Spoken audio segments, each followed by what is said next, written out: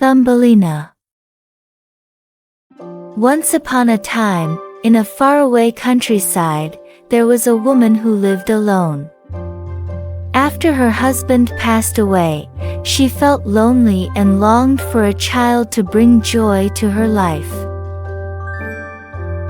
One day, she reached out to a fairy for help.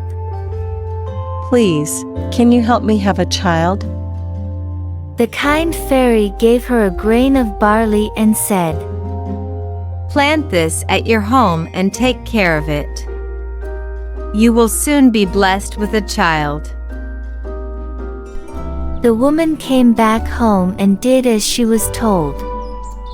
A beautiful plant grew from the seed, with a lovely tulip-like flower. The woman was so amazed that she kissed the flower. It suddenly blossomed into a beautiful girl who was as little as the woman's thumb. The woman named her Thumbelina. From then on, the woman and Thumbelina spent many happy days together. The woman shared stories with Thumbelina and created boat from tulip leaves so that Thumbelina could row in a small plate filled with water. Thumbelina slept in a walnut shell cradle and covered herself with a rose petal blanket. One day, a frog saw Thumbelina through the window and decided that she would make a pretty bride for his son. So, he grabbed her and took her to his pond. When the son saw her, he was very happy. He cried. The frog said, "We will place her on one of the water lily leaves out in the stream. It will be like an island to her, and then she cannot escape." Thumbelina was stuck in the middle of a pond and cried for help. Two kind fish heard her cries and approached her. They asked, "What's wrong?" I'm stuck on this lily pad. Please help me. The fish nibbled at the stem of the lily pad and broke it. Thumbelina was able to float away from the frogs. A beetle appeared and captured Thumbelina, and taking her to his home. He introduced her to his friends, but they disagreed with keeping her because she was different from them. The beetle realized they were right and decided to let her go, understanding that she didn't belong in their world. The beetle left Thumbelina in meadow filled with flowers. Thumbelina was finally happy to be free, but soon realized she had lost her way home. She stayed in the meadow for days. She gathered honey from the flowers for food, and drank the dew on the leaves every morning. After wandering for several days, she came across a small mud house. She went up and knocked on the round door.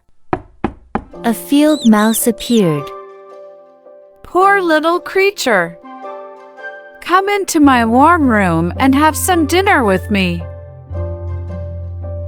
The field mouse was delighted with Thumbelina, so she said, "You are quite welcome to stay with me all the winter, if you like, but you must keep my rooms clean and neat, and tell me stories, for I shall like to hear them very much."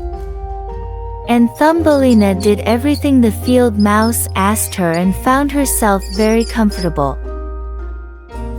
One day, a mole, a friend of the field mouse, visited. He was rich, but he always stayed in the dark. Thumbelina had to sing to him, and the mole fell in love with her. The mole had made a passage between his house and the field mouse's house. In the middle of the passage lay a dead swallow. The mole thought that the bird had died of the cold. When Thumbelina came to see the bird, she heard a thumping sound coming from the bird's chest. She realized that the bird was not dead. She took care of the swallow the whole winter and nursed him back to health. Spring arrived, and the sun warmed the earth. When the swallow prepared to leave, he asked Thumbelina to come with him into the green woods.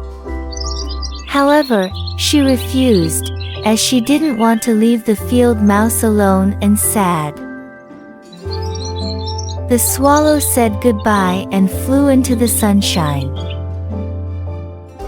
When autumn came, the mole asked Thumbelina to marry him, but she refused. However, the wedding was arranged, and Thumbelina was to live with the mole deep under the earth. She was very sad about leaving the sun and asked a little red flower to greet the little swallow for her if it saw him again. One day, Thumbelina heard the sound of a swallow flying close by. The swallow was excited to see her and asked her why she was crying. She wept and told him, I don't want to marry the mole, to live always beneath the earth, and never to see the bright sun anymore. The swallow said, Cold winter is coming. I am going to fly away into warmer countries where the sun shines brighter and the flowers bloom more beautifully. Will you go with me? Yes, I will go with you. Thumbelina tied her girdle to one of the swallow's strongest feathers. She sat on his back with her feet on his outstretched wings. They flew away over the mountains to a warmer country. The swallow took her to the kingdom of the flowers.